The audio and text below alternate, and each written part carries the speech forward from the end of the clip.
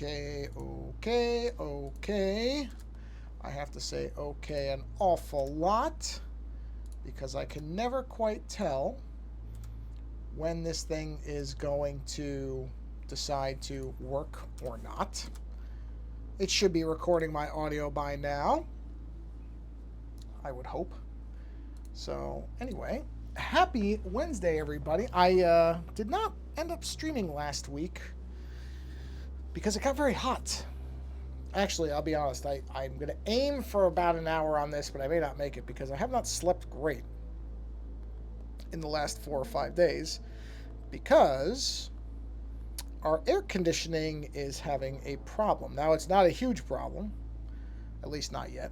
And we do have somebody that's going to come out and take a look at it because I don't know what it is, but I'm very, very sure it's beyond my ability to be able to fix.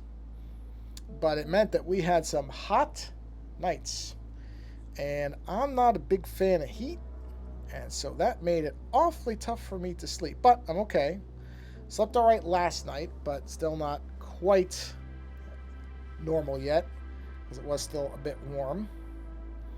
But, it's tough.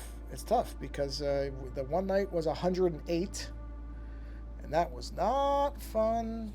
108 degrees when your air conditioning is not quite where it needs to be is not great. Whatever. I don't want to complain too much. There are people who don't have air conditioning, but it was interesting. That's all I'll say.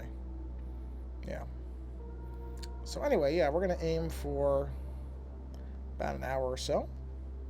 We'll see how it goes. If I really start to get sapped, may cut that a little bit short, but I'm aiming for it to be that. Yeah. But that's why I did not stream, because I was just overheated and really wasn't going to try to do anything. When you're sweating to death, it's not fun to do anything, let alone draw. So, yeah, it was, not bothering. So, but that's okay, because I think I did a stream. I think I did a long stream on an off day before that, so it should be okay. Yeah, miss a day here or two here and there. I'm not going to worry about it too much. Yeah, so I'm going to get a drink of water here. Fortunately, it's not that hot.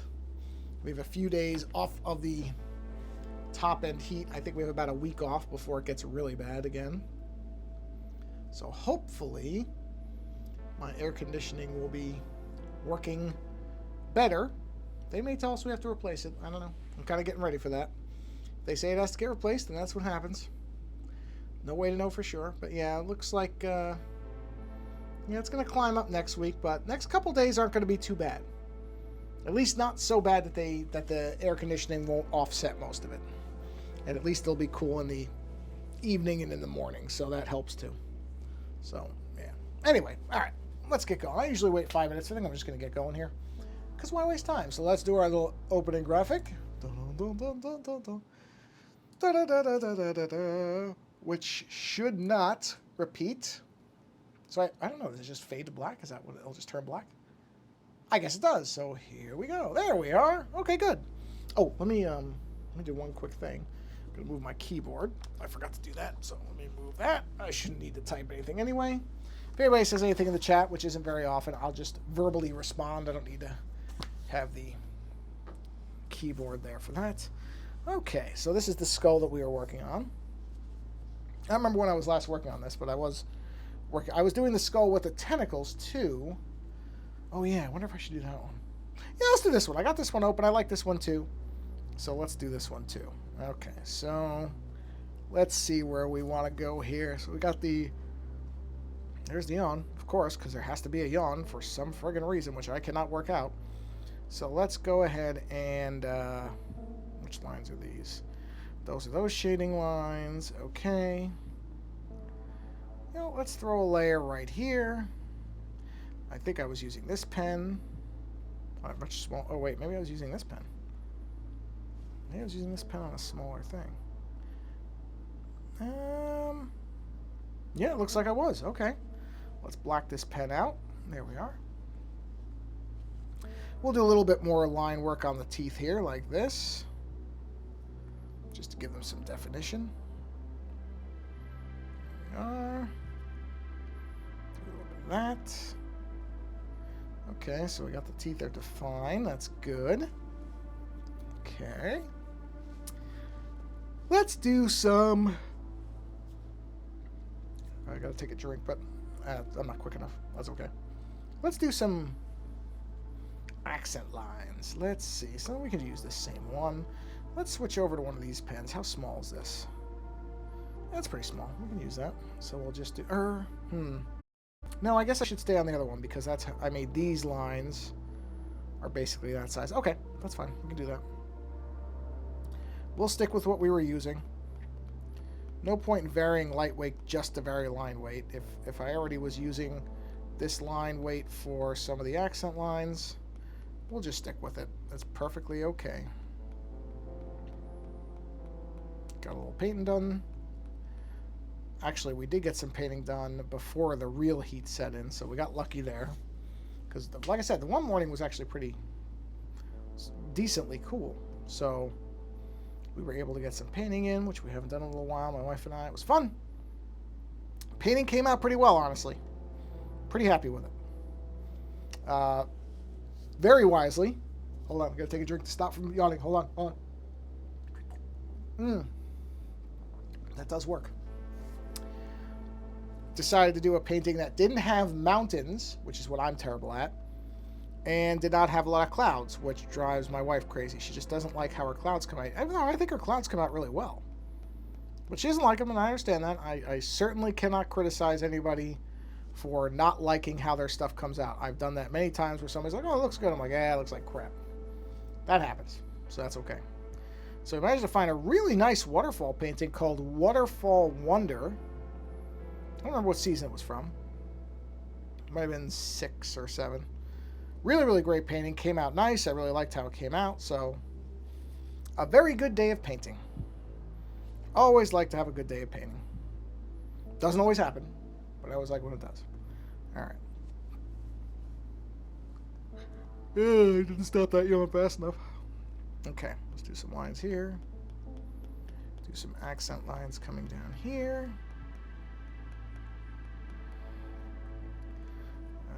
And I had another card order come in for one of my magic cards. I was happy about that because I haven't had one of those in a little while. I've been building up, though. I've been building up a stockpile of cards. So I've just been doing card illustrations on the backs of the least popular of my 3 cards, the character called Logamos, because I figured those I don't have to worry so much about. So I've been building those up, and I'm probably going to do about 3 more. Sorry for the yawn. I'll probably do 3 more, and then offer those up for sale, which it sounds like there is some interest in that, so that's good. And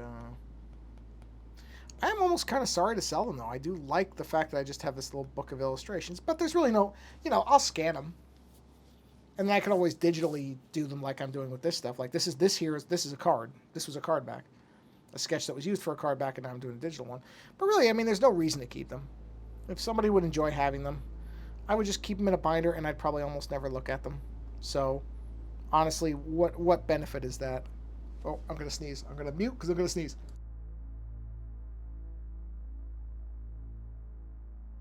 Woo! Okay. Oh. That one was coming quick. Got lucky I could even mute for it, but I really would not want to sneeze down at the mic. That would be terrible. Okay, so we've got that. So let's do these. Let me think about this for a minute. Let me think about what I want to do here. Let me actually go to some smaller accent lines. Oh, wait, the teeth are using which one? Are they using this size? Let's take a look. Oh, they are. Okay. Okay, well. You know what? Like I said, there's no point in changing something just to say, oh, I changed it. It's just makes things look funny. So we'll just keep going with this one. If this is what I was using, then this is what I'm going to be using. Okay. Been playing the System Shock remake game. Quite good. Happy to say. I had somebody who's a listener on our show that's been trying to convince me to go back to the Scorn video game that I was playing earlier in the year. And I tried. I did. I haven't told him this yet because I know he's going to try to convince me, but I tried. I tried to go back. And honestly, that game, I am so let down by what that game became because it started off so strong. It's got such a beautiful art style to it. And the combat is so bad. It's so bad. And he had said that there was ways to avoid it. I tried it, and these creatures that he had said, oh, if you wait them out, they'll go away. And that seemed like it was happening for a little bit, and then it just... Then they apparently got wise to what I was doing and decided not to leave. And they just started killing the character, and I'm like, you know what? I just don't care. And it really is a shame. I can look around and see if somebody's patched it somehow where that doesn't happen. I did not look for that. There may be somebody who's already created a patch to make you invincible, which I would really be happy with. Because the game just feels so much better when it's exploration than when it is combat. I mean, it just doesn't feel like a game that's even properly engineered for combat. It's astonishing, because up to that point, the game was just fantastic. And the visuals still held up. I mean, don't get me wrong. It still looked amazing. It really did. So I was trying. And the thing just... It just breaks the whole atmosphere of the game, where it really was just this creepy, Giger-esque, and I don't remember the Polish illustrator's name, escapes me now. But it really felt like this slow tour inside of this just rotting, weirdly gothic alien metropolis, and then the combat just wipes all that out. Shockingly so in the way that it's done. I really wish they had put a mode in there where you just didn't have to have combat. I mean, combat's fine if you want that, but I also don't think anybody would really want to play the combat in this game. It's not good. And like I said, I went back and I tried to give it a try, and I played for about 15 minutes, and I went, no, this combat is too much. Can't do it. Tried though. However, on the plus side, just so it doesn't sound like all of my tales of revisiting something are bad, because they most certainly are not, I did finally get around to watching the black and white version of Johnny Mnemonic. And I have to tell you, I'll look at something. Oh crap, I did them backwards.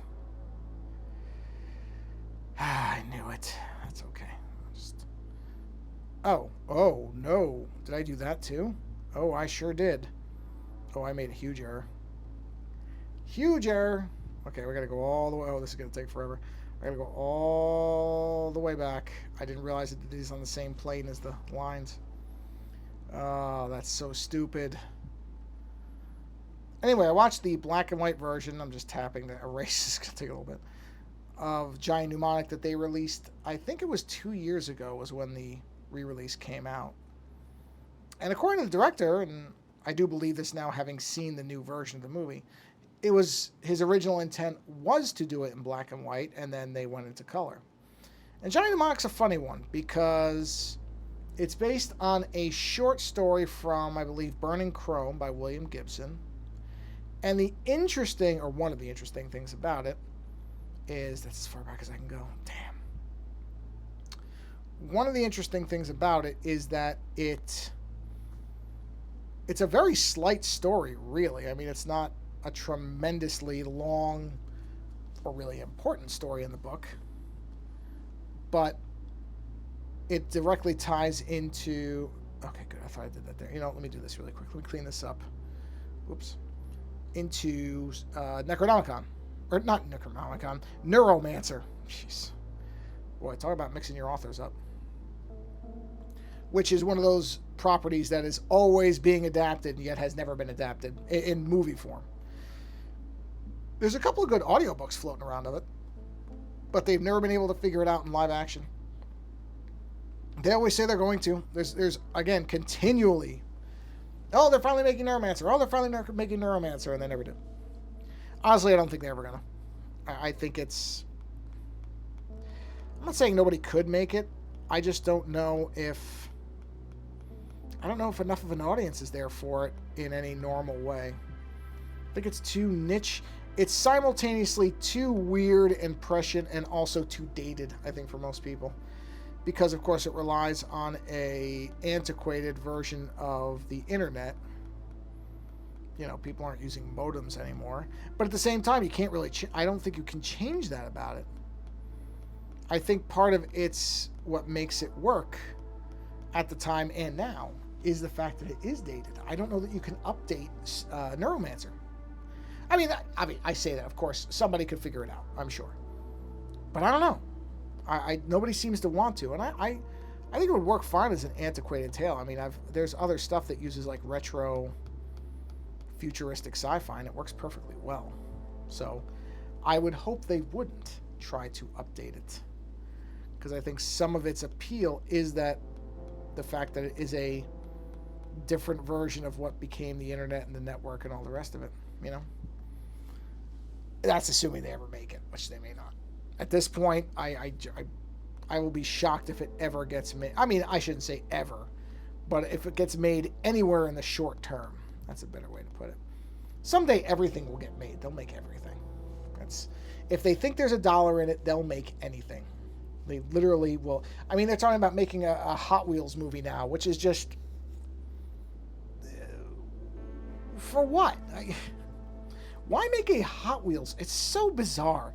They just want to try to make a movie out of anything, even if it really just doesn't make any sense. A Hot Wheels movie?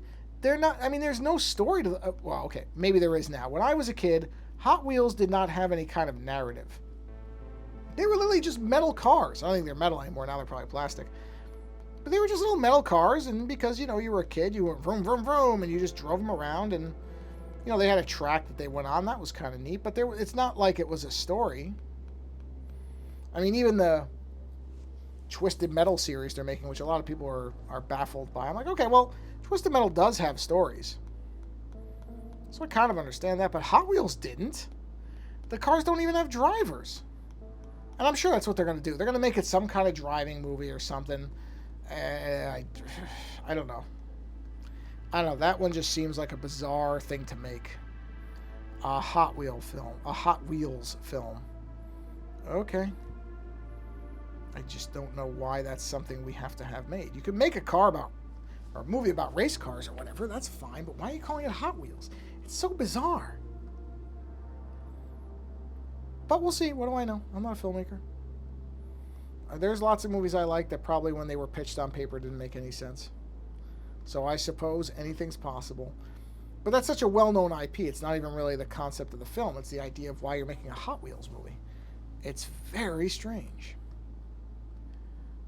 Like I said, I will withhold final judgment until it comes out and we see what the general consensus is. But I can't imagine it really... I can't come up with... I'll admit I'm not always the most imaginative yawning person, but I can't come up with any type of story proposition for Hot Wheels. What would it even be? What would you do with Hot Wheels? It's so weird. It's so weird. But anyway, Johnny Mnemonic. Sorry, I got way off field there. Johnny Mnemonic in black and white. Director said, "Oh, that's, you know, we're gonna make. I always wanted to make it in black and white." And you know, I remember reading that when the black and white version was first announced. Read that, went, maybe that's true. But a lot of times you have to know that directors and studios and all the rest of it, they don't mean what they're saying. They're saying things to be able to sell whatever they're trying to sell. So I kind of went, oh, well, maybe he was, and maybe he's just trying to sell copies of this movie that they're trying to capitalize on this small amount of a cult following it has, because there are people who like the movie, myself included. I've always looked at Johnny Mnemonic as kind of a fun, empty-headed film, especially because I've read the original story. So I know what it could have been. They were trying to more or less take the Burning Chrome short story and graft parts of Neuromancer onto it. That's what they were trying to do. And I think it sort of works at times. There are bits of it that work better than others. I think the Dolph Lundgren street preacher character is awful. I mean, I don't know what other word. I like Dolph Lundgren. It's not his performance. I don't believe is the problem. It's the fact that character is so stupid. That character's existence in the film, which, if I remember correctly, William Gibson did write the screenplay for it. So, I guess he couldn't have objected too much, right? I wouldn't think. I don't remember reading any reviews where he was... I mean, maybe. I don't know. Hard to say. In any event, it doesn't matter. I'm going to get a drink of water because I feel a yawn coming on. So, I've always liked the color version as a goofy kind of, oh, look at what they thought the internet was going to be back then type of movie. And really not much more than that, to be honest. It was always just kind of a joke. And so I went into the black and white one, and I went, all right, this is going to be a gimmick. This is just going to be their attempt to try to revitalize this film in some way. But I knew that I fundamentally had a good time with the underlying movie. So I went, okay, well, it's not like I don't like the movie. So the worst case scenario is I like the movie in black and white. What's the harm? So that was my kind of way of going into it. And I'm just grouping these because I'm going to resize them. This is a very big image. So then, yeah, all right. Let's see if this is any good. Watched it, and I was very surprised. Sorry, I was very surprised because I feel like the movie was really improved with the black and white. I mean, really improved. Now, I got to be careful when I say things like that because I don't want it to make it. I don't want it to sound. I don't want it to make it. That's English. I don't want it to come off like I'm saying, oh man, everybody slept on this movie and it's really great. That's not really a fair thing for me to be able to say. It still has lots of problems, including that stupid preacher character, which if there's something in that movie I could get rid of, or if I had the ability to get rid of it, that would be what it is. That character is never not a buffoon-like joke that makes... Okay, I don't really like how that's... Let me do a little bit of expansion here. There's never a point where I like that character. That's what I'm getting at. Isn't there a crop? Here it is. Let's bring these sides way out here. Let's see. All right, let's do 22. Okay, move all this stuff. Hold on. That preacher character is stupid. It just seems so out of place in the movie. And I don't remember... Sorry. Bear with me. I will freely admit, it has been a while since I've read the book. Or the short story, I shouldn't say a book. Neuromancer is the book. The short story is... what is the short story called? Actually, that's a good question. What is the... Oh, I have to look it up. I'm going to look it up. What is the short story called? Is it just called Johnny Mnemonic or Johnny? I'm trying to remember... Or maybe it has a different title. Let me see. Johnny Mnemonic. Let's take a look. It's great. That's a great character name, by the way. Science... Oh, yes. It is called Johnny Mnemonic. It was in Burning Chrome. Originally appeared in Omni Magazine 1981. Subsequently included in Burning Chrome, a 1986 collection of William Gibson's short fiction. So the story is brief. Its biggest... Really, the biggest appeal to it is that Molly is in it. Molly from Neuromancer. The famous female character who has silver eyes or silver sunglasses. Hold on. Her name is Molly Silvershades, I believe. Give me a second. I want to look that up. I would like to get that right in case people are curious. So you can look it up yourself. Let's see. Molly Millions, my mistake. Molly Millions, Johnny Mnemonic, okay.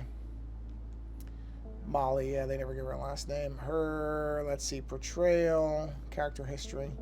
Physically tough bodyguard, razor girl, street samurai. Molly's always regarded throughout. Yeah, come on. Augmentations, here it is. Razor sharp retractable blades underneath each fingernails, each double-edged to 4 centimeters length. Ah, had her eye sockets sealed with vision-enhancing mirrored lenses. Woo! Oh, man. Wow. Huh, okay.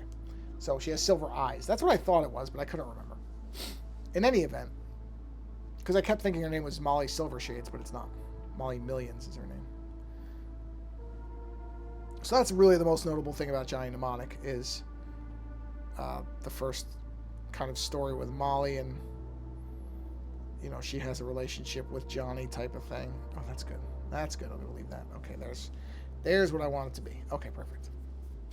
So, and in the film, she's played by, is it Dinah Meyer or Dina Meyer? No, it's gotta be Dinah. It's gotta be Dinah Meyer is the actress's name. Beautiful, absolutely beautiful woman. And I really do wish that we had gotten more movies with her as Molly, because I think she would have been really great in the role. Not just because I think she's a gorgeous woman, but I think she was, I mean, she did the Molly role well, because that's essentially what she is playing in the film. And, yeah, it's too bad. It's too bad. Because the movie is generally not very well regarded, which I don't think is actually fair. But the black and white version, sorry, this is where I was trying to go with my long rambling point. The black and white version is really good. Really good. I was legitimately surprised.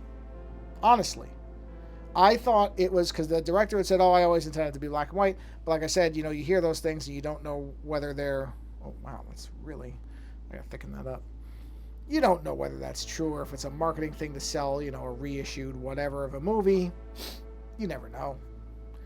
But honestly, having now watched it, I believe that whoa, that was a really wacky line because I was leaning forward.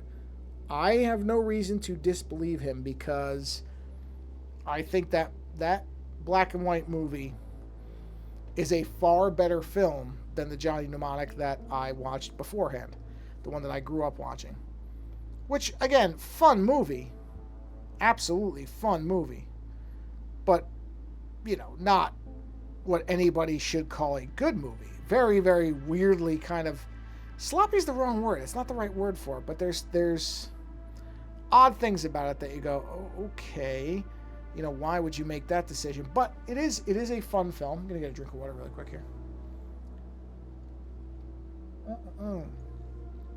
It is a fun film. Keanu Reeves, you know, I like Keanu Reeves as an actor. I just understand what his limitations are. But I think can be very fun in different roles. And this is one of them where he seems to be kind of trying something different. So I like him in it. I think his Johnny is interesting. Again, not necessarily good. Because Keanu Reeves' acting can, like I said, it can vary. Which, I'm not even saying that necessarily as a criticism. It just does change the tonality of some characters, I guess is the way to say it. Did I just do that? I did, jeez. Hold on, I'm gonna make sure these are independent. But, you know, when he's given the right role, he can absolutely do good material. Certainly The Matrix showed that. Maybe not Bram Stoker's Dracula so much, but we can, you know, we can forgive that because that's otherwise an excellent film. Francis Ford Coppola's Bram Stoker's Dracula. Not the best title, but it's a good movie. But the black and white one, it does change the movie. It really does. It makes it into this much different feeling. It becomes something that feels like it is an experimental, like some director in Japan had read William Gibson's book and wanted to take a crack at trying an adaptation and kind of did it on his own and didn't really get any necessarily all the sign-offs he should have and all the, you know, input from Gibson on it. And it comes out as an interesting movie with the black and white because the aesthetics change. That's the thing. In the original, it's you know, the colors are standard 90s science fiction film colors. There's nothing really remarkable about them. Sorry, pardon me. Nothing really stands out about the set design and all that stuff, the costuming. That's all wonderful. I actually think there's some beautiful work in terms of some of the cybernetic or the VR headset he has to wear at the kind of the midpoint and then at the end of the movie. Those are great. All that stuff is great, and it all feels like, you know, what if you're into cyberpunk you would expect people to be wearing, kind of the general helmets. But all, you know, the clothing is good. But the colors are just kind of, and then the parts where they're using CG, because it's, you know, it's rudimentary CG. They certainly do not have the budget to be doing Jurassic Park kind of stuff. So the CG is not great, but there too, the black and white I think helps because it makes it less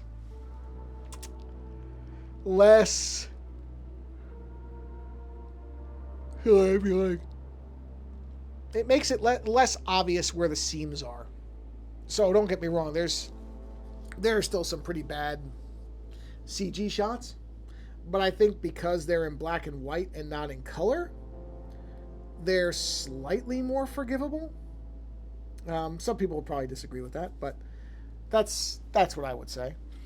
So in that way, I think the black and white really does help it. And it makes it feel like I thought of Tetsuo the Iron Man. Somebody pointed out a movie. What was it? I thought of David Lynch, like his early Eraserhead stuff. Even Takashi Miike. I'm probably mispronouncing that. Sorry. I mean, not with any of the kinetic stuff that Miike, if I'm pronouncing that right, and I don't remember the director's name of Tetsuo the Iron Man, but it doesn't have any of that, but it feels like it might have been a Japanese-made film of this William Gibson story. And that's what I mean about it. I do believe when the director says that the black and white was what he wanted originally, I actually believe that. I do actually believe that, because some of the way that it makes the film better doesn't feel like it's accidental. It feels like it was shot for that. So I have a review coming out about it on my daily show tomorrow. Daily show meaning the show I do every day, not daily show like attempting to be the Daily Show or anything like that. But I really liked it. I really liked it. And I don't think I would ever watch it in standard color again, which is really kind of the biggest indicator that, yeah, this worked a lot better, is I have zero desire to watch it in color again. I don't really feel like, because I just watched it, the color version. I just watched the color version maybe 2 months ago, 3 months ago, something like that. Sorry, I'm terribly yawning today. And, you know, and I still thought it was fun, but now having that fresh in my mind and then watching the black and white one, I really like the black and white one. I would actually recommend to anybody, if they've never seen it, that they should watch it. Or even if they have seen the color version, watch the black and white one. Watch that movie, because it is impressive how much the black and white does for it. For something, again, that I was very prepared to write off as a gimmick. Because, you know, directors can say whatever they want, whether it's true or not, you don't really know. But I do believe that this director wanted this thing to be in black and white based on the way that it operates. It certainly makes some sense to me. I'm not worrying about those corners. I'm going to fix those one way or another. But yeah, but like I said, I do have to stress, it doesn't fix, the black and white does not fix all the problems in the movie. The street preacher is still there. Boy, oh boy, what a bad decision to use that character. I do not believe that character was in the books. I'm pretty sure that was entirely invented. Let's look that up. I'm curious about that too. Oh man, I gotta sneeze again. Hold on, be right back.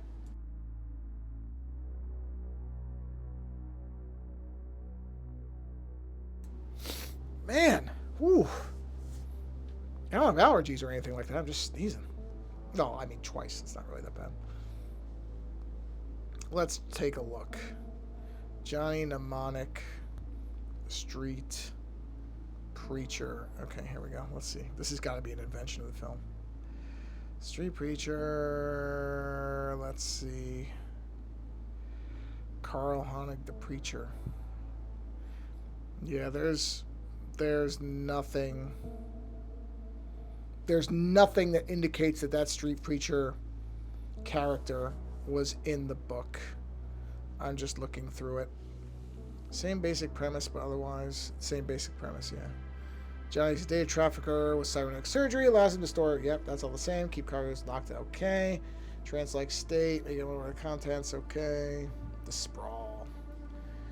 Ralphie. Oh, Ralphie's name is the same. Yeah, I don't... Okay. Uh-huh. Yeah. Yeah, no. There's nothing... There is nothing about that character, which is I'm very happy about, because I would say, you know, that character just feels so out of place that I was really hoping... I mean, if it was in the Gibson book, I'm sure it would have been written better anyway, so I shouldn't say that as if I would have confidence that William Gibson could write it. Nonetheless, it is not a good character in the movie. There is simply no way to get around that. There's no defense of that character you can make. It's unnecessary to the... I mean, that's the other baffling part. And I think Gibson wrote the screenplay for this. But I don't know how much creative control he actually had over what was going on in the movie. So I said that starting out, well, Gibson must have been okay with it, but that is not necessarily at all true. And even the Street Preacher thing doesn't ruin the movie. It's just kind of... It's very... If you've never seen it, when you watch it, especially if you watch it in black and white, you're going to be going along and you might be saying to yourself, geez, I don't know why this movie isn't liked more, because it's, you know, it's got a lot going for it. And then the Street Preacher shows up and you sit there and go, oh, who made that decision? I don't know, but it was a bad call.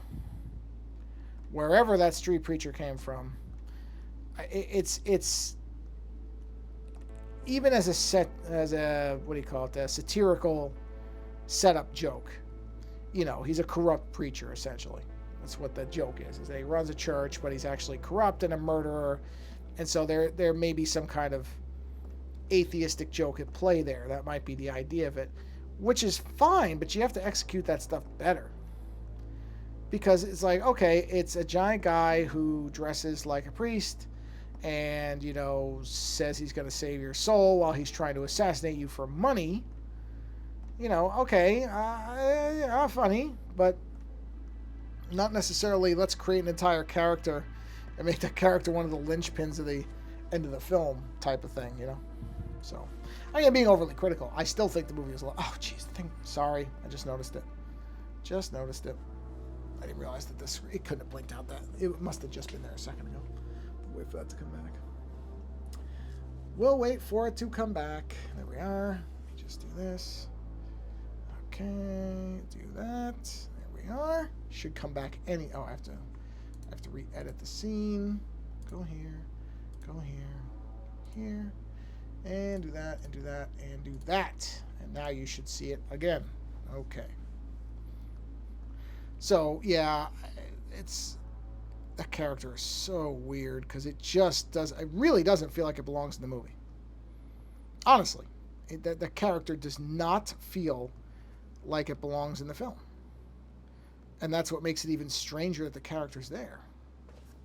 Because you're just sitting there going, what is this character? And the character is a corrupted street preacher, played by Dolph Lundgren, of all people. So the guy's huge. The preacher himself is immense, as Dolph Lundgren is also immense. Large, muscled street guy. Street preacher, I should say. So it's not like they didn't have somebody good playing him. I like Dolph Lundgren. Makes good movies. Seems like a fun fellow. But the street preacher, ooh, big swing and a miss. Big swing and a miss on that one. That's what I need right here. Yeah, do that. Come back to here. But I still think worth seeing it in black and white. I still think it does change the it changes the feeling of the movie enough that I think it is worth seeing. So I would actually recommend it to people. I'd say, yeah, if you haven't seen the black and white version, you should. It's on the Criterion streaming channel right now. That's how I saw it. Because I've had it. I actually bought the Blu-ray of it. And intended to watch it before now. And nothing in particular, no real reason I didn't. It just kept getting pushed back and pushed back and pushed back by other movies. And finally I saw it when I saw it pop. It doesn't look good. I don't like that at all. When I saw it pop up on the Criterion channel, I thought, oh, you know what? No more excuses. Let's watch this thing. Let's see if it's any good. If it's not, then I want to find out. And I really liked it. You know, it will not change if you really hate it. I know some Gibson purists do. I know there are Gibson purists who absolutely detest that movie. And then I know they made, the New Rose Hotel was made into a movie. And I have a feeling something else that I'm forgetting. And there are always the purists in that stuff who are like, oh, you'll never be able to make it like Gibson wrote it, which is true, but that's not why you watch an adaptation. It should still be a fun movie. It should still be entertaining. It should still tell a fun story. One of the reasons I still prefer David Lynch's Dune to Denis Villeneuve. Is that how you're supposed to pronounce it? Could be wrong. Whose movies I like, so it's certainly not him. But I did not... Where was I? What movie? What movie I was just talking about? Oh, jeez, what movie was I just talking about with it? Oh, Dune. I did not enjoy Dune. I did not enjoy it. Not for me. It's okay. Doesn't have to be for me. I'm not the only person in the world watching movies. Unlike a lot of people on the internet, I seem to be okay with... I am alright with people liking things I don't like. Boy, that is rare to find, isn't it? Everybody thinks you should like what they like. And if you don't, then what you like is stupid. I'm like, okay. I was listening to a discussion of the newest Star Trek series, Strange New Worlds, which I quite like. And the people discussing it, they did not like it. Did not like it. But their reasons just were sort of baffling. And some of the comments I saw from people on it too were just baffling. It's the only word I can put for it. Not baffling, I guess, but just kind of... A lot of people think that they have ownership of what these things should be. I always have been against that concept that somehow art, if it's important culturally, transcends ownership of the artist. No, it doesn't. I'm sorry, it just doesn't. I know I've probably said a variation on this before, so I apologize, a bit of a broken record, but I'm sorry, it just doesn't. Outside of the artist specifically putting in writing something that says, I hereby declare that my artwork is now in the ownership and the control of the general public. And I have no doubt there are artists who have done that, but I'm saying short of that, the art belongs to the artist. Artists can do whatever they want to their work. Simple as that. They can do whatever they want. So this idea that there are people who think that they own what the version of what Star Trek should be, and honestly, when I was listening to some of these discussions, I went, okay, this is exactly what I talk about when I say people do not do their history a little bit. They just don't do the barest minimum research on whether what they're saying is in fact accurate. Because some of the complaints were about things that I've watched in my life, every Star Trek show that's ever been on, with the exception, now I'm not saying beginning to end necessarily, but I've watched at least a portion, and I'm not talking about half of one episode.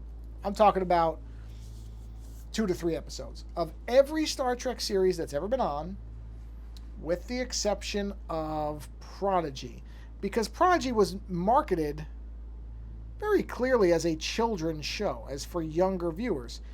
And I almost never end up liking that anymore. Anytime something is for younger viewers, it's very obvious it's made for younger viewers. And that's fine. I actually think that's great. I think the idea of introducing Trek to younger people is fantastic. But, it's been canceled or whatever. It's moving to a different network potentially, but I think it's still basically considered canceled for right now. That's the only one I haven't watched. I watched the original series. I've watched Next Generation. I've watched Deep Space Nine, Enterprise, Voyager, the Picard season 1, 2, and 3, which is good, but 1 and 2 are awful. Discovery, Lower Decks, and the animated series, the original animated series. So I've seen it all. And let me tell you, it's all got stupid stuff. All of it. Any complaint I hear about modern Trek, for the most part, is a criticism that could have been leveled at the old stuff. In terms of the narrative and where sometimes it goes a little bit, too far up its own path of logic and it gets lost. Not the actors or anything like that, but I was listening to something where they were complaining about the fact that, I'll try to do this without spoiling anything. There's an episode of one of the modern series, I'll do this as spoiler free as possible, where a character is able to pilot a vehicle that character should have no idea how to use. And this was a big sticking point. A big sticking point. And I thought to myself, okay, I know, yes, that is something that probably, I guess, what do they call it? Continuity supervisor. Somebody on the set should have noticed something like that. Or in the script had made a note that, we have to have a line explaining why this character knows how to do what they're doing. Maybe it was there and it got cut for time or something like that. It's possible. Hard to say. Not on the set, so I can't tell you. But I thought about it, that's a valid criticism of this character. But honestly, does it really matter? Does it really matter? Because getting hung up on stuff like that, I guess I would say. When you get hung up on stuff like that, very often, not always, but very often, that then means that you miss out on what the episode is actually trying to say. Because it's usually not about whatever that particular thing that you don't like is. That's usually not the focus of the episode, is not whatever it is, whatever that plot point is. It's usually something else. In this case, it was. In this case, it was not about the overall plot, which was sort of what would you call it? Sort of a terrorism type of thing, I guess, somewhat. But that's not really what the episode was about. The episode was really about one of the characters and that character's ability to interact with other people. That's what it was about.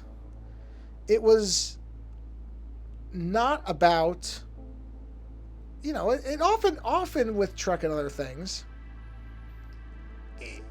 it's not really about whatever the surface level plot is. It's about something underneath that, kind of a bigger theme or a bigger idea. And that was the case with this too. So I just went, okay, these people that were criticizing it, I just went, okay, these are exactly the kind of people who believe that they have the perfect idea of what Star Trek should be. And I'm sorry, but I don't think anybody does.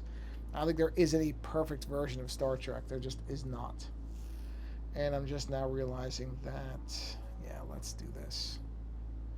Hold on, let me move this thing really quick. That circle is not centered. Let's see. Let's move this. Oh, you know what? Hold on. I'm sorry. I just realized something. I gotta reset that drawing guide. There we go. Okay. Let's move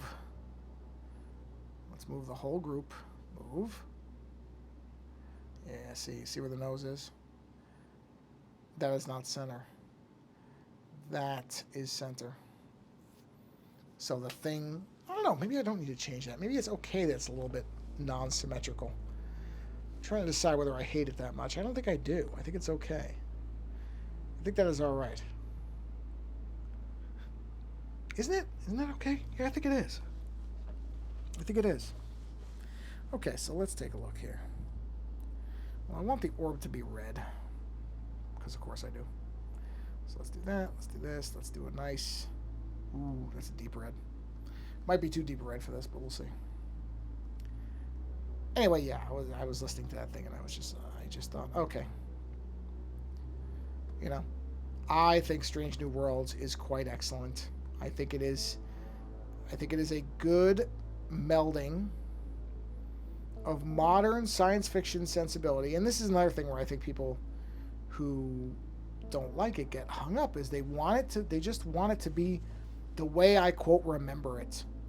The thing is, I do remember the Star Trek series. You know what I remember? First couple seasons of most of them were not good. It's not to say they were all bad, but you could easily find, I mean, Next Generation infamously has a weak first set of seasons where you are just trying to get through it. They haven't gotten the costumes right. The characters aren't all really well formed. You know, it picks up as it goes along because they started to find their... Oh, I just realized I colored in the bone. That was a mistake. They start to hit the stride on what they want it to be. You can very easily sense that. It really starts picking up. But those first two seasons are not great. There are standout episodes, of course, like Measure of a Man, which is considered by many people to be in the top 5, I would say, of Next Generation episodes. And many people would probably place it in the top, I don't know, I'll say 25 to 50 of Star Trek in general over all the years. So Measure of a Man is in season 2. And to keep it very brief and spoiler-free, it has to do with putting the android on the ship Data on a trial. And his crewmates are trying to demonstrate that he is not just a robot, that he is in fact a unique sentient being. Great episode. Sort of. It's a great episode once they get into the trial. I do not find myself to be a big fan of trial episodes of science fiction. They almost always end up being a very boring first half, or maybe the first 5 to 10 minutes is interesting, and then it becomes a bit of a nothing for a while. And then you get to the trial, and the trial is usually the fun part. So, yeah. So again, I like Strange New Worlds. I think it's good. I think it's, you know, it is a modern Star Trek for sure. It will not be to everybody's liking. Can't argue that either. But I certainly, you know, some of the hyperbole I see around the show is just kind of, oh, okay. Okay. I would advise those people, stop watching it. Stop watching it. You're not doing yourself or your blood pressure any favors. Just stop. Because these are the people that will insist, this isn't my Star Trek. They've ruined it. They haven't ruined anything. Please, grow up. You could make that argument, maybe, and that's a big maybe. You could maybe make that argument if, which would be terrible if they did this. This would be really a bad idea, I would say. If they removed the previous version from existence, then I would say you might have an argument that they're ruining it because they're removing, you know, they've taken the old one away. But they haven't. If you really think the new Star Trek is bad, I've got really good news for you. You can go back and you can watch the old ones. And they're still good. That's what's fantastic.